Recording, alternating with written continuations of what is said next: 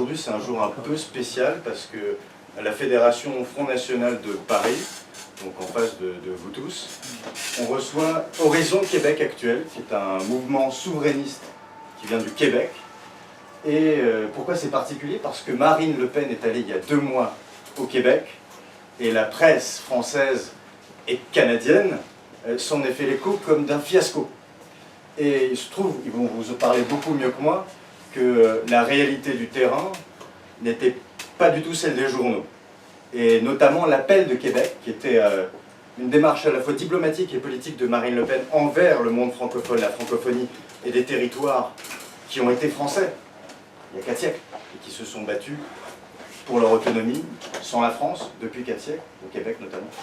Et donc cet appel a été entendu et le collectif Mère la Francophonie que je représente ici, l'ONG du Front National, est fier d'être le partenaire d'Horizon Québec, dont le président Alexandre Cormier-Denis est ici. Donc j'aimerais bien que vous le félicitiez d'être là. Nous avons Philippe Plamondon, qui est le secrétaire général d'Horizon Québec, et je vous le demande aussi de féliciter. Nous avons Étienne Turgeon, qui est aussi là, qui est l'expert monétaire, et on va reparler de la monnaie nationale aujourd'hui, c'est important. C'est l'expert monétaire d'Horizon Québec Actuel, et je vous demande aussi de féliciter. Alors, bonjour, bonsoir mes amis, mes compatriotes outre-Atlantique. Je suis très touché d'être parmi vous ici parce que je m'adresse à la jeunesse française qui va devoir relever ce pays. Nous, au Québec, on a un problème qui est totalement inverse, c'est-à-dire que les forces souverainistes sont vieillissantes. Pour des raisons historiques, le mouvement souverainiste est associé à la social-démocratie et est associé à la gauche. Or, il s'avère aujourd'hui, c'est un peu le cas, je ne vais pas vous faire l'histoire de la gauche occidentale, vous le savez aussi bien que moi, il s'avère que la gauche est en déliquescence totale parce qu'elle abandonne systématiquement les revendications populaires pour ne faire que du sociétal. Alors, pour vous donner une idée du délire dans lequel le mouvement souverainiste québécois se trouve, aujourd'hui, il y a une espèce de il y a une course à la direction du Parti québécois. Le Parti québécois devrait être ce qu'est le Front national en France, mais il ressemble plutôt à Europe Écologie Les Verts. C'est-à-dire qu'on est présentement dans une course à la chefferie au Parti québécois, où on fait systématiquement de la surenchère sur les enjeux sociétaux. Là, je ne parle pas du mariage homosexuel. Le mariage homosexuel, chez nous, c'est limite un enjeu conservateur. On est rendu beaucoup plus loin dans le délire. C'est-à-dire qu'aujourd'hui, on se met à nous parler de toilettes de 3e type. Alors, on dit, quel est ce 3e type? Bien, des toilettes pour transgenres. Ouais. Alors, moi, je croyais que les transgenres, c'est un homme qui devient une femme, et bon, ils vont aux toilettes des femmes, ou une femme qui devient un homme et qui va aux toilettes des hommes. Mais non, on a besoin de créer une 3e catégorie. Pourquoi? Parce qu'on est dans une logique de dissolution du social et à terme de dissolution du national. Moins les peuples sont capables de s'unir autour d'un référent commun, c'est-à-dire la nation, ce qui fait que nous sommes tous ensemble sur un territoire partageant des valeurs et ultimement au Québec partageant la langue française, la même chose en France, nous ne sommes plus capables de nous réunir et il est beaucoup plus facile de nous diviser. Et le problème actuel du mouvement souverainiste québécois est exactement là. C'est-à-dire qu'il s'est perdu dans la surenchère progressiste systématique. Ce qui fait en sorte qu'on est dans une situation totalement pathétique, où le parti qui est au pouvoir chez nous, c'est, je ne sais pas comment vous dire, c'est une sorte d'Alain Juppé sur l'acide. C'est un ultra-libéral, mais dans tout le sens du terme. C'est-à-dire libéral sur le plan sociétal, libéral sur le plan économique, ultra-fédéraliste, anglo-gaga. Il est censé représenter le Québec à l'étranger, il se met à parler en anglais. Donc il n'est même pas incapable d'incarner un tant soit peu la nation québécoise. C'est d'ailleurs M. Philippe Couillard qui est à la tête de l'État. Et ce type est un neurochirurgien. Un neurochirurgien qui a travaillé pour le royaume d'Arabie Saoudite. Il a même donné des conférences sur la décapitation en Arabie Saoudite. Sympathique, connaissant les pratiques de ce pays. Pour vous dire à quel point notre classe politique est complètement déconnectée. Et c'est ça qui est assez drôle. Je reviens à ce que disait M. Vialet tout à l'heure. On a présenté le passage de Marine Le Pen comme un fiasco. Mais la réalité, c'est que ça a été un fiasco. Oui, mais pour qui? Pour notre propre caste politique. Moi, j'ai rencontré des gens, chez nous, complètement dépolitisés. Ils ne suivent absolument pas ni la politique québécoise, et encore moins la politique française. Et ils ont vu Marine Le Pen à la télé, et ils se sont dit, mon Dieu, mais je suis d'accord avec tout ce qu'elle dit. Tout ce qu'elle dit fait du sens.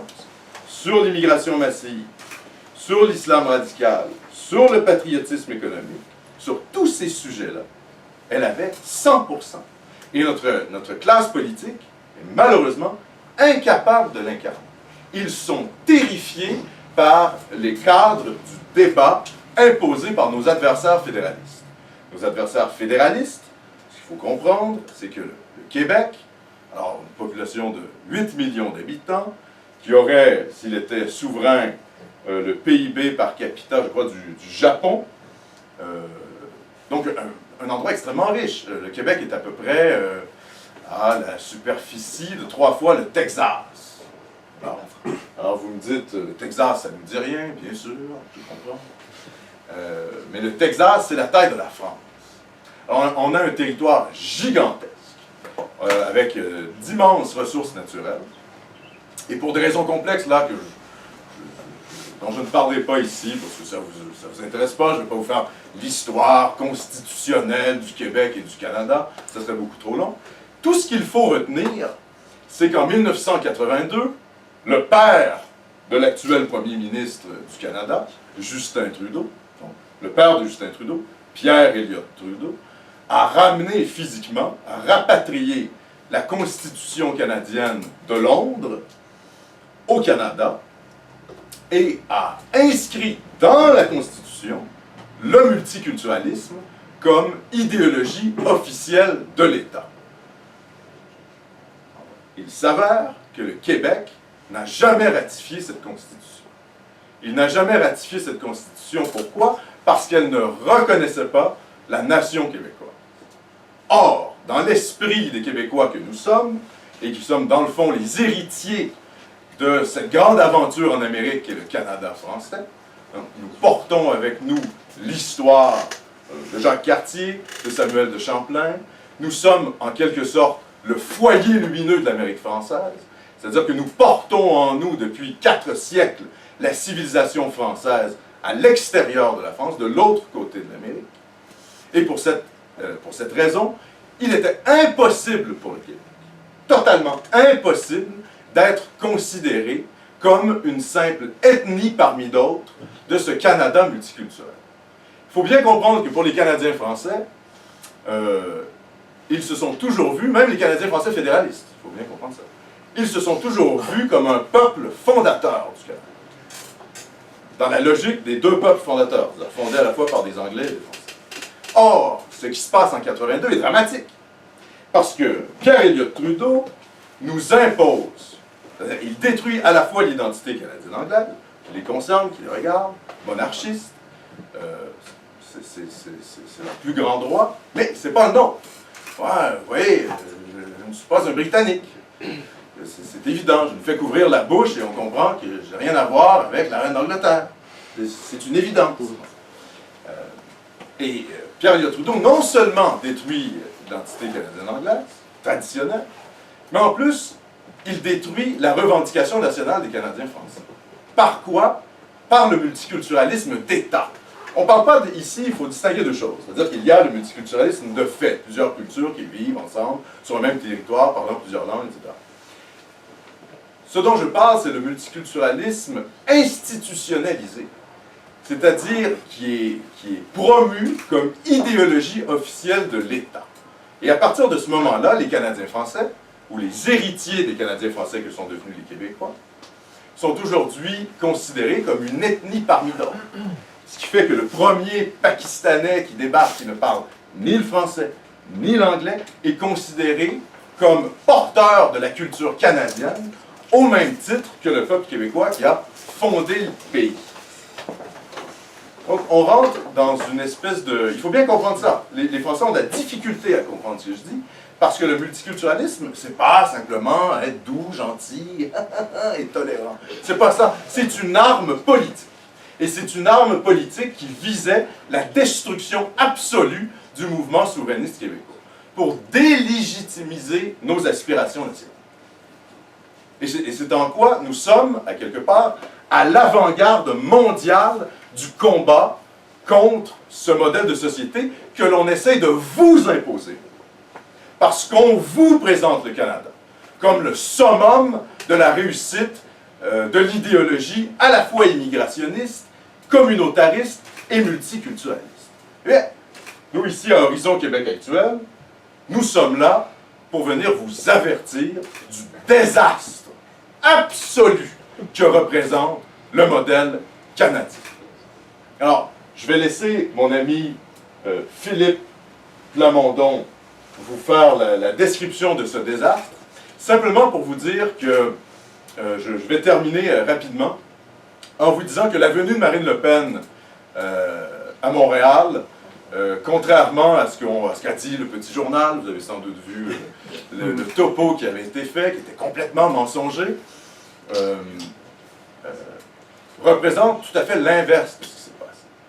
C'est-à-dire que Marine Le Pen est venue nous secouer, nous réveiller. Et il y avait à l'époque un chef au Parti québécois qui nous semblait porteur d'avenir. Il s'avère que, voilà, il a démissionné pour des raisons familiales qui sont absolument inintéressantes. Et nous, souverainistes, militants du Parti québécois, nous avons décidé de fonder notre organisation exactement dans ces circonstances-là, dans les circonstances d'un vide absolu. Et c'est pour ça que je suis venu aussi vous dire que malgré l'état de la France actuellement, je vois ici quelque chose d'extrêmement encourageant. Parce qu'il y a réellement un mouvement patriote, enraciné, qui est investi par la jeunesse.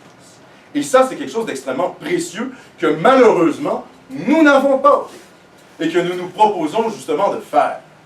C'est pour ça qu'on est venu vous voir vos méthodes, vos discours, voir ce que vous faisiez, comment ça se fait que ça fonctionne aussi bien, et on va largement s'en inspirer en l'adaptant évidemment au contexte québécois. On peut penser par exemple à la laïcité qui n'a rien à voir. Vous savez, chez nous, on n'a pas connu la Révolution, on a connu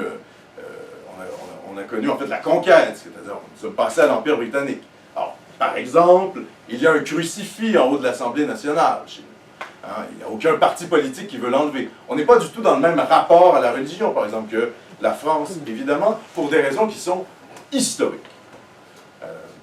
Mais, malgré tout, il y a des points de convergence. Alors, on peut s'attaquer au Québec, une forme de catho-laïcité, si on veut dire, au dogme multiculturalisme, de la même manière qu'en France, on peut s'attaquer au multiculturalisme d'un point de vue républicain dans la tradition politique française. Notre voyage ici en France s'achève, nous partons bientôt, malheureusement.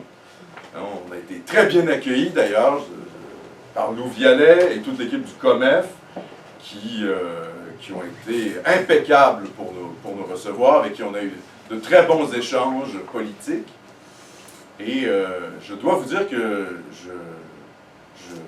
je vous encourage à continuer le combat. Même si c'est difficile, même si on vous crache à la gueule, nous, c'est probablement ce qu'on va subir en revenant au Québec. Soyons honnêtes, c'est-à-dire qu'on va être présenté comme voilà, des infréquentables. Mais c'est un rôle qu'il faut totalement assumer.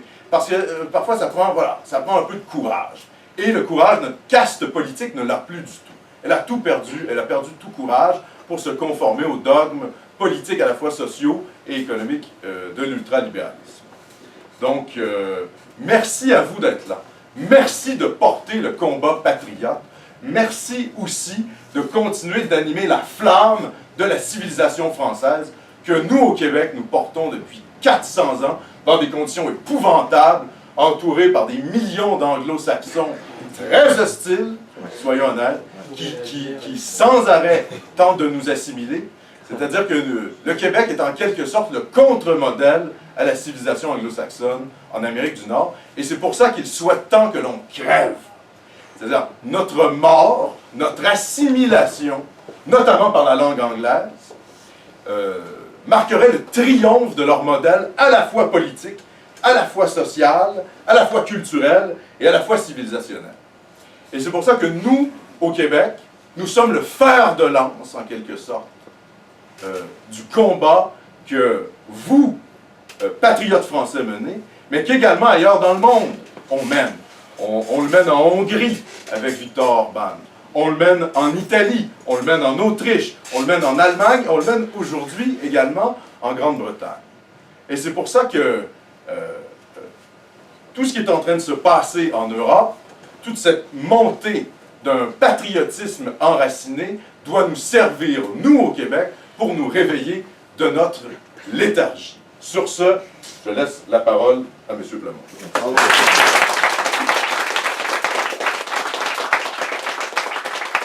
On lutte. C'est le combat, en fait. Vous voyez, moi et Étienne, on a par exemple été votés aux dernières élections fédérales, moi en niqab, et monsieur ici avec un masque de luchador. Vous savez, les masques mexicains qui recouvrent le visage de lutteurs mexicains. Voilà. Alors, on nous a demandé, on nous a pas demandé d'enlever nos masques. On nous a simplement demandé de signer un petit papier déclarant que c'était bien nous. Voilà. Ce qu'on a fait. Mais c'est-à-dire, on rentre dans une espèce de logique de délit. Ça devient fou furieux. Et quand on dit, oui, mais quand même, le communautarisme, tout ça, ça veut... Il dit, non, c'est tout à fait normal. On tropicalise. En fait, c'est ça qui est absolument hallucinant avec le multiculturalisme dans sa version radicale canadienne. C'est qu'on tropicalise les nouveaux arrivants. C'est-à-dire, on essentialise ce qu'ils sont en les montrant comme des espèces de trophées de la diversité que l'on célèbre en les mettant dans des quartiers particuliers, en leur demandant de conserver leur culture particulière pour qu'ils ne s'intègrent jamais à la société. C'est un discours qui est complètement anti-universaliste et qui, si on est intelligent, si on comprend bien le sens de l'histoire, qui reprend le discours colonial britannique du indirect rule. Vous savez, cette doctrine britannique en Afrique où on débarquait sur les rives africaines, on disait aux populations, gardez vos coutumes sympathiques. Et pendant ce temps-là, ben, nous, on va s'occuper des vraies affaires.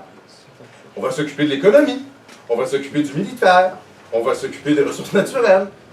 Et la logique multiculturaliste canadienne fait exactement la même chose, mais à l'intérieur des pays anglo-saxons. C'est-à-dire qu'elle reprend le indirect rule, une espèce de racisme de bonne aloi, une espèce d'essentialisation chic. Hein? Bon chic, bon genre. Ah non, je ne suis pas raciste. J'aime ma voisine qui porte le niqab et qui infibule ses enfants. C'est génial. Hein? Regardez comment je suis urbain, comment je n'ai pas de préjugés. Oh, la laïcité, ce projet fasciste, ce projet qui finalement vise à brimer les particularités des gens. Voilà, on est dans ce genre de discours-là. Et c'est aussi, c'est ce qui est fascinant aussi au Québec, c'est un démarqueur social. Si vous êtes tolérant envers le hijab, le niqab et toutes les manifestations les plus radicales, disons, du multiculturalisme, eh bien ça va. Vous êtes évolué, vous êtes un urbain, vous comprenez tout. Ah, vous êtes au-dessus de la mêlée. Vous êtes tellement libéral que vous tolérez que les populations qui vous côtoient, mais qui ne vous côtoient pas vraiment, qui sont dans le fond dans d'autres quartiers, hein, que vous voyez à la télé, et vous vous insurgez du fait que les gens qui vivent avec ces populations-là demandent un minimum d'assimilation. Donc, les exemples dont a parlé Philippe, ça vous prouve à quel point le logiciel mental du multiculturalisme est complètement délirant et mène à terme à une logique, moi j'utilise des mots très durs, mais mène à terme une logique de guerre civile permanente. C'est-à-dire qu'on est face, et une guerre civile à la limite qui pour l'instant n'est que légale. C'est-à-dire qu'on s'en va sans arrêt devant les tribunaux pour demander de plus en plus de droits. Parce que quoi? Parce que le multiculturalisme est inscrit dans la Constitution. Ce qui fait que, je vais vous donner un exemple extrêmement concret et qui a levé l'ire de tout le Québec, c'est la question du Kirpa. Je l'ai fait oublier. Oui, voilà. Qu'est-ce que le Kirpa? Alors, vous avez peut-être pas beaucoup d'immigration sikh en France. Alors, si, Oui, de plus en plus. de plus en plus. Alors, pour vous montrer, un couteau sikh, Kirpa, pardon, c'est un couteau qui a à peu près cette taille, c'est un couteau rituel. Or, il y a un jeune qui... un enfant, je pense 12-13 ans à peu près, qui va à l'école primaire, qui finalement fait partie d'une famille pratiquante sikh, et qui un jour va à l'école avec son kirpa, son couteau rituel. Alors, l'école dit non, ça va pas. C'est-à-dire, on ne peut pas se promener à l'école avec un couteau. Tu peux garder ton turban, tu peux. Oui, tout ça. Mais le couteau, non, non. Il y a comme une limite au bon sens. Eh bien, la famille du jeune homme a décidé de poursuivre la commission scolaire en cour d'appel. Alors, le jugement de la cour d'appel du Québec a donné raison à la commission scolaire Marguerite Bourgeois en disant, ben écoutez, pour des raisons de sécurité, même si on prône l'interculturalisme ou le multiculturalisme, là, c'est la même chose. Là. Des fois, si vous suivez les médias québécois, vous entendez interculturalisme, multiculturalisme, c'est le même principe. Oui, c'est bien, mais là, vraiment, c'est un peu excessif. Alors, la famille, pas du tout démontrée. Ils ont été en Cour suprême du Canada. En Cour suprême du Canada. Et là, quel a été le jugement des juges de la Cour suprême du Canada? Que le refus pour ce jeune homme de porter le kirpan par la commission scolaire était anticonstitutionnel. Parce que le multiculturalisme est inscrit dans la Constitution canadienne. Et, c'est très grave, et que sa foi, la foi du jeune homme, était sincère. Vous imaginez la logique? Les juges de la Cour suprême ont décidé de donner l'accommodement en raison de la sincérité de la foi de l'enfant et de la famille. Alors au Québec, ça a été un scandale. Et c'est tout ça pour vous dire aussi à quel point l'imposition du multiculturalisme canadien au Québec, c'est-à-dire chez nous, au peuple québécois, est quelque chose de dramatique. Et c'est très très mal vécu chez nous. Quand on nous dit tout se passe pas bien, c'est pas vrai. Le peuple est furax parce qu'on a l'impression qu'on ne prend pas en compte nos sensibilités culturelles. Vous savez, le peuple québécois est un peuple très accueillant. Je pense que quiconque est allé au Québec peut nous le dire. Florian Philippot, qui est venu au Québec il y a, je pense, 1 an, il nous a dit quel peuple magnifique, accueillant, gentil. Tout le monde nous dit ça. Oui, mais il y a une limite. On est quand même chez soi. Et on peut demander aux gens qui viennent de s'intégrer, vous savez, un minimum. Un minimum. Peut-être pas des couteaux dans les écoles. Non, mais le niqab, non, désolé. C'est antisocial, c'est tout. Et c'est même pas, on passe pas par une logique ultra laïciste.